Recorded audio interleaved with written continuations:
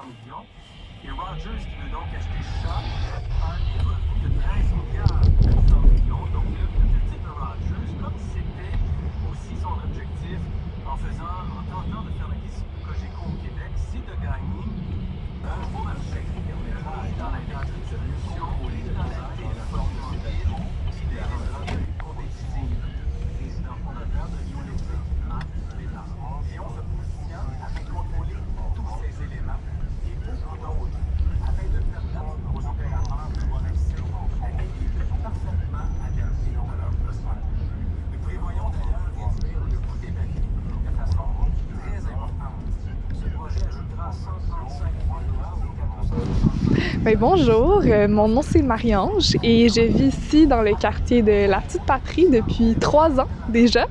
C'est un quartier qui m'a toujours un peu attirée, c'est des beaux appartements, c'est une belle vie de quartier, les parcs, les jardins. Et puis j'ai la chance de vivre dans ce beau quartier depuis quelques années déjà.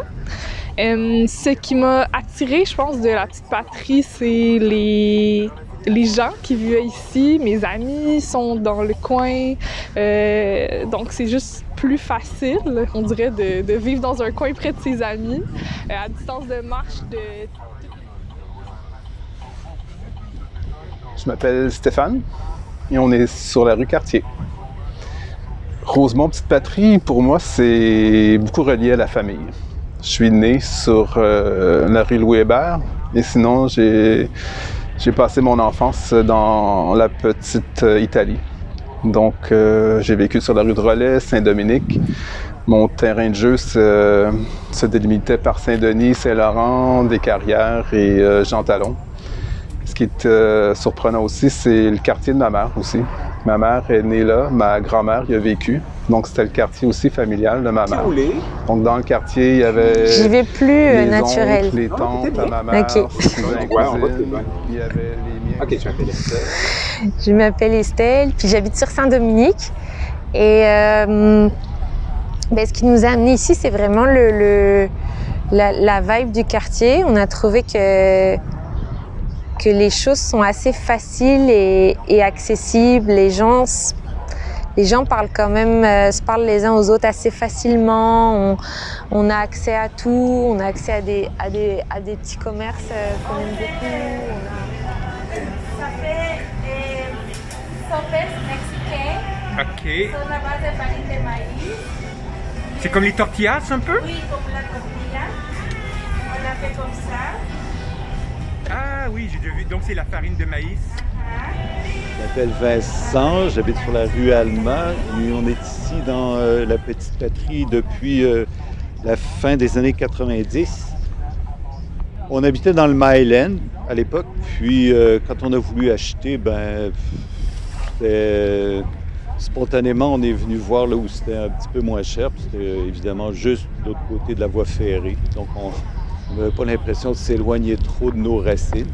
Puis maintenant, le Myland, on s'en fout, on est bien content ici. On a, dans notre quartier, pas que je suis religieux, mais on a une des plus belles églises, des plus grandes églises de l'île de Montréal. Puis, on a le deuxième plus gros carillon dans cette église-là, 18 cloches. C'est magnifique. Ça sonne à toutes les occasions, mais surtout les dimanches, aussi les fêtes religieuses catholiques. Il y a 18 cloches, puis ça, c'est le plus gros carillon de l'île de Montréal après... Président du jardin communautaire. Ah, OK. C'est vraiment une belle idée, ce jardin communautaire-là. Hein? Wow, ça fait du bien. Paul américain, son nom, puis Mme Ginette Renaud, sont venus tourner à ferme. Pour parler de votre jardin communautaire. Oh non, on parlait de jardin communautaire, comment ça s'appelle? Membo Italiano. Ah, le film... Membo Italiano. Je suis un architecte d'intérieur, Ah oui? mais j'ai mis un diplôme étranger, c'est ça. C'est votre... Mais, à mon avis, je vais faire un diplôme d'études supérieures spécialisées à l'Université de Montréal. Ça, c'est comme spécialité en montage et gestion de projets d'aménagement. Bonjour, je m'appelle Jacques, j'ai 39 ans et je vis sur rue Saint-Dominique maintenant depuis 2 ans.